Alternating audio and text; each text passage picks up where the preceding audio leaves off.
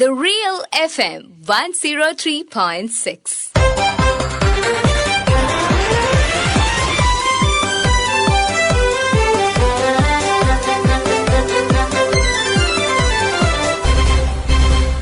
ശ്രദ്ധ.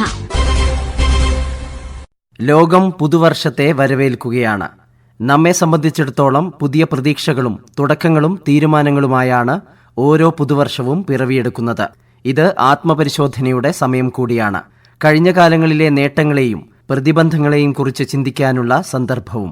പുതുവത്സര സന്ദേശവുമായി ഇന്നത്തെ ശ്രദ്ധ ആരംഭിക്കുകയാണ്. ജാതിമതവർഗ ഭേദമന്യേ ഏവരും ഒത്തൊരുമിക്കണമെന്ന മഹത്തായ സന്ദേശമാണ് പുതുവർഷം നൽകുന്നതെന്ന് മുഖ്യമന്ത്രി ശ്രീ പിണറായി വിജയൻ. പുതുവത്സര ദിനം നമ്മളെ സംബന്ധിച്ചിടത്തോളം കേവലം ഒരു തീയതിയല്ല, പുത്തൻ പ്രതീക്ഷകളോടെ പുതിയ നാളെകളെ വരവേൽക്കാനുള്ള ആഘോഷത്തിൻ്റെ സുദിനമാണത്.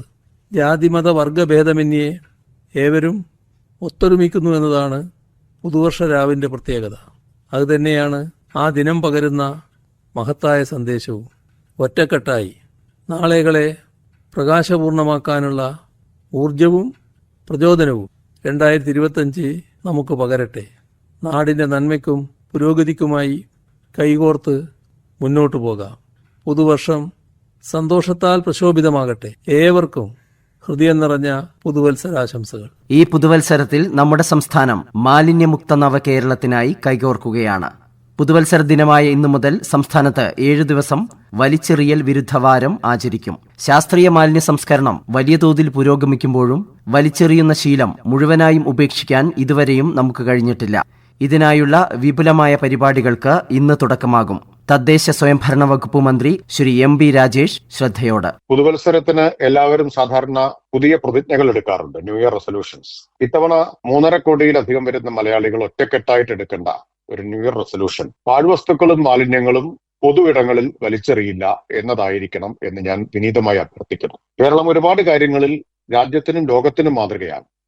എന്നാൽ കേരളത്തെ മാതൃകയാക്കാൻ പറ്റാത്ത ഒരു കുറവ് നമുക്കുണ്ടെങ്കിൽ അത് പാഴ്വസ്തുക്കൾ, മാലിന്യങ്ങൾ എന്നിവയൊക്കെ നമ്മുടെ ആവശ്യം കഴിഞ്ഞാൽ കണ്ടെടുത്ത് വലിച്ചെറിയുക എന്ന ദുശ്ശീലമാണ്. സംസ്കാര സമ്പന്നരായ മലയാളികളെ സംബന്ധിച്ച് അത് സംസ്കാരശൂന്യമായിട്ടുള്ള ഒരു കാര്യമാണ് എന്ന് നാം തിരിച്ചറിയണം. മാലിന്യമുക്ത നവകേരളം ക്യാമ്പയിന്റെ ഭാഗമായി ജനുവരി 1 മുതൽ 7 വരെ പൂർണ്ണമായും വലിച്ചെറിയൽ വിമുക്ത കേരളം എന്ന ഒരു മുദ്രാവാക്യത്തിൽ കേന്ദ്രീകരിച്ച് പ്രചരണ പരിപാടികൾ നടക്കുകയാണ്. ഈ പുതുവത്സരത്തിൽ എല്ലാവർക്കും പുതുവത്സരാശംസകൾ. ഒപ്പം ഇനി ഒരു പാഴ്വസ്തുവും പൊതുസ്ഥലത്ത് വലിച്ചെറിയില്ല എന്ന് നമുക്ക് പ്രതിജ്ഞയെടുക്കാം. വയനാട് ദുരന്തം ഉൾപ്പെടെ കേരളത്തിന് വലിയ നഷ്ടങ്ങൾ വരുത്തിയ ഒരു വർഷമാണ് 2024. എന്നാൽ പുതിയ വർഷം സംസ്ഥാനത്തിന് നൽകുന്ന പ്രതീക്ഷകൾ ചെറുതല്ല. കേരള ഹൈക്കോടതി മുൻ ജസ്റ്റിസ് ശ്രീ കമാൽ പാഷ 2024 മറക്കാൻ ആഗ്രഹിക്കുന്ന ഒരു എപ്പിസോഡാണ്. ഏറ്റവും വലിയൊരു കാരണം എന്ന് പറയുന്നത് വയനാട് ദുരന്തമാണ്. ആളുകൾ കൊല്ലപ്പെട്ടു ഉള്ള ഒരു വലിയ ദുരന്തം. ആ ദുരന്തത്തിൽ നിന്ന് ഇതുവരെ കരകയറാൻ പറ്റിയിട്ടില്ല.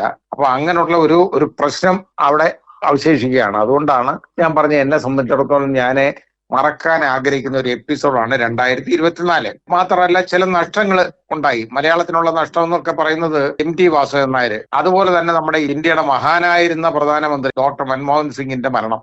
അപ്പൊ ഇങ്ങനെയൊക്കെയുള്ള നഷ്ടങ്ങളുണ്ടായി 2024. ഇനി നമുക്ക് പ്രതീക്ഷിക്കാവുന്നത് 2025 എന്ന് പറയുന്നതിന് നമുക്ക് വരവേൽക്കാൻ കാത്തിരിക്കാം. നല്ല ഒരു നാളേക്ക് വേണ്ടി നമുക്കൊക്കെ പ്രാർത്ഥിക്കാം. നല്ലതായിരിക്കാം ഈ വരുന്ന വർഷം എന്ന് നമുക്ക് താല്പര്യപൂർവ്വം നമുക്ക് ഓർക്കാം. എന്തായാലും നല്ല ഒരു വർഷം ഉണ്ടാകട്ടെ എന്ന് ഞാൻ ആഗ്രഹിക്കുകയാണ്. എല്ലാവർക്കും ഹൃദയം നിറഞ്ഞ പുതുവത്സരാശംസകൾ ഞാൻ നേരുകയാണ്. ശാസ്ത്ര സാങ്കേതിക വിദ്യയുടെ നേട്ടങ്ങൾ നമ്മുടെ ജീവിതം മാറ്റിമറിച്ചുകൊണ്ടിരിക്കുന്നതോടൊപ്പം തന്നെ പുതിയ കാലത്തിന്റെ വെല്ലുവിളികളും നാം നേരിടേണ്ടി വരുന്നുണ്ട്. നാടിന് കഷ്ടപ്പാടുകളും ദുരിതങ്ങളുമില്ലാത്ത പുതുവർഷമാകട്ടെ 2025 എന്ന് ആശംസിക്കുന്നു ശ്രീമതി KK ശൈലജ MLA. എല്ലാ പുതുവർഷ പുലരിയിലും നമ്മൾ പ്രതീക്ഷിക്കുന്നത് മുൻവർഷത്തേക്കാൾ മെച്ചപ്പെട്ട ഒരു ജീവിതം ഉണ്ടാകണം എന്നാണ്. കഴിഞ്ഞ വർഷം 2024 ഒരുപാട് നേട്ടങ്ങൾ ഉണ്ടായിട്ടുള്ള വർഷമാണ്. എന്നാൽ അതോടൊപ്പം തന്നെ ഒട്ടേറെ പ്രകൃതി ദുരന്തങ്ങളും ഒരുപാട് മഹാമാരികളും ഒക്കെ നമുക്ക് ബുദ്ധിമുട്ടുണ്ടാക്കിയിട്ടുണ്ട് എന്നുള്ളതാണ്. 2025 അതൊന്നുമില്ലാതെ, മഹാമാരികളില്ലാത്ത, അതുപോലെ പ്രകൃതി ദുരന്തങ്ങളില്ലാത്ത ഒരു വർഷമായിട്ട് മാറട്ടെ എന്നുള്ളതാണ് നമ്മുടെ എല്ലാവരുടെയും ആഗ്രഹം. മനുഷ്യ ജീവിതത്തിൽ ഒട്ടേറെ പുരോഗതി ഉണ്ടായിട്ടുണ്ട്. ശാസ്ത്ര സാങ്കേതിക വിദ്യകളുടെ നേട്ടങ്ങൾ നമ്മുടെ എല്ലാം ജീവിതം ഒരുപാട് മെച്ചപ്പെടുത്തിയിട്ടുണ്ട്. എന്നാൽ പുതിയ കാലത്തിന്റെ വെല്ലുവിളികളും ഓരോ വർഷവും നമ്മൾ നേരിടേണ്ടി വരുന്നു. കാലാവസ്ഥാ വ്യതിയാനത്തിന്റെ ഭാഗമായിട്ടുള്ള പ്രശ്നങ്ങൾ 2024 അഭിമുഖീകരിച്ചിട്ടുണ്ട്. അതിന് മുന്നുള്ള വർഷങ്ങളിലും ഉണ്ടായിരുന്നു. 2025 അന്തരീക്ഷ താപനത്തിന്റെ ഒക്കെ പ്രയാസം ഉണ്ടാകും എന്ന് കാലാവസ്ഥാ നിരീക്ഷകരൊക്കെ പറയുന്നുണ്ട്. എങ്കിലും അതൊന്നുമില്ലാത്ത നല്ല സമൃദ്ധിയുള്ള, നല്ല ആരോഗ്യം ജനങ്ങൾക്കുള്ള, മനസമാധാനമുള്ള ഒരു വർഷമാകട്ടെ 2025 എന്ന് നമ്മൾ ആശിക്കുകയാണ്. എല്ലാവർക്കും വളരെ സന്തോഷകരമായിട്ടുള്ള ഒരു പുതുവർഷം ആശംസിക്കുകയാണ്. വിഭാഗീയതകൾ ഒഴിവാക്കി മാനവിക ഐക്യത്തിന് ഊന്നൽ നൽകുന്ന പ്രവർത്തനങ്ങളാവട്ടെ പുതുവർഷത്തിലേതെന്ന് സാഹിത്യകാരൻ ശ്രീ KP രാമനുണ്ണി. തീർച്ചയായിട്ടും കേരളം നമ്മുടെ ഒരുമ, സാംസ്കാരികമായിട്ടുള്ള നമ്മുടെ തനിമ, സാഹിത്യപ്രധാനമായിട്ടുള്ള നമ്മുടെ സംസ്കാരം തരുന്ന പരക്ലേശ വിവേകം, ഇതെല്ലാം നമുക്ക് ഭാവിയിലേക്ക് പ്രതീക്ഷയോടുകൂടി ഉറ്റുനോക്കാനുള്ള ഊർജമാണ് നൽകുന്നത്. വിഭാഗീയതകൾ ഒഴിവാക്കുക, മനുഷ്യവംശം തന്നെ ഐക്യത്തോടുകൂടി നിന്നാലേ നിലനിൽപ്പ് തന്നെ സാധ്യമാകൂ എന്നൊരു അവസ്ഥാവിശേഷത്തിലേക്കാണ് ഈ കാലാവസ്ഥാ വ്യതിയാനങ്ങളുടെയും മഹാമാരികളുടെയും എല്ലാം ഭീഷണി നമ്മെ എത്തിച്ചിരിക്കുന്നത്. അപ്പൊ ലോകത്ത് തന്നെ മനുഷ്യരാശി ഐക്യത്തോടുകൂടി നിന്നാലേ നമുക്ക് പ്രത്യാശയോടുകൂടി ഒരു പുതുവർഷത്തിലേക്ക് നോക്കാൻ സാധിക്കുകയുള്ളൂ. ഈ മനോഭാവത്തിന് കേരളത്തിന്റെ സാഹിത്യ പ്രധാനമായിട്ടുള്ള സംസ്കാരത്തിന് പല സന്ദേശങ്ങളും നൽകാനുണ്ട്. സാഹിത്യം എന്ന് പറഞ്ഞാൽ തന്നെ സഹിതമായിരിക്കലാണ്, ഒരുമയോടുകൂടിയിരിക്കലാണ്. ആ സന്ദേശമാണ് നമ്മുടെ കേരളം പുറമേക്ക് പ്രസരിപ്പിക്കേണ്ടത്. നമുക്ക് പുതുവർഷത്തെ പ്രതീക്ഷയോടുകൂടി നോക്കണമെങ്കിൽ നമ്മുടെ മനോഭാവത്തിന് വലിയൊരു മാറ്റം വരണം. നമുക്കറിയാം, കോഴിക്കോട് നഗരം ഇന്ത്യയിലെ തന്നെ ആദ്യത്തെ സാഹിത്യ നഗരമായിട്ട് യുനെസ്കോ പ്രഖ്യാപിച്ചിരിക്കുകയാണ്. ആ സമയത്ത് നമുക്ക് ഈ സാഹിത്യപ്രധാനമായ നമ്മുടെ സംസ്കാരം പുതുവർഷത്തിലേക്ക് കൂടുതൽ പ്രതീക്ഷയോടുകൂടി ഐക്യത്തിന്റെ സന്ദേശം പ്രസരിപ്പിച്ചുകൊണ്ട് നമ്മളെ ഉറ്റുനോക്കാൻ പ്രേരിപ്പിക്കുന്നു എന്ന കാര്യത്തിൽ യാതൊരു സംശയവുമില്ല. സുഖദുഃഖ സമ്മിശ്രമായ ഒരു വർഷമാണ് കടന്നുപോയത്. കൂടുതൽ പ്രതീക്ഷകളോടെയാണ് നാം പുതുവർഷത്തെ വരവേൽക്കുന്നതും. ഗോപിനാഥ് മുതുകാടിന്റെ പ്രതികരണം. നമ്മളൊരു പുതിയ വർഷത്തെ വരവേൽക്കുന്നു, 2025. എല്ലാവരുടെയും മനസ്സിൽ ഒരുപാട് പ്രതീക്ഷകളാണ്. നല്ലൊരു വർഷമാവട്ടെ എല്ലാവർക്കും എന്നാണ് ആദ്യം ആശംസിക്കാനുള്ളത്.